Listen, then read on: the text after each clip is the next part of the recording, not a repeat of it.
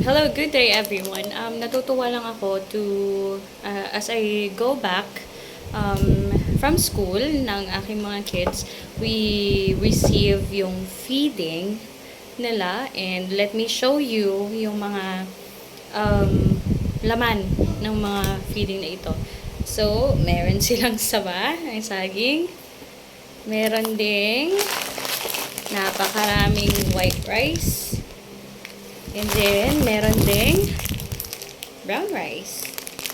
Healthy yun para sa mga kids. Even boiled eggs. Ayun, nutritious juice. Napaka-healthy na ito. Merong calamansi juice, drink with honey. And then, ito. Yung uso sa atin dati.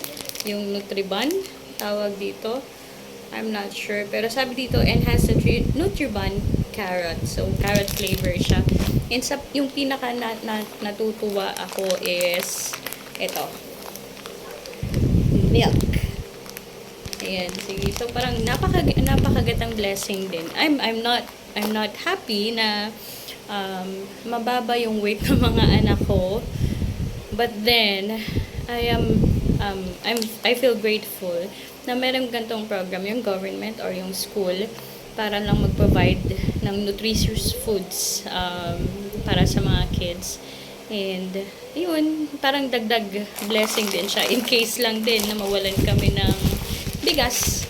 Merong bigas, ganon.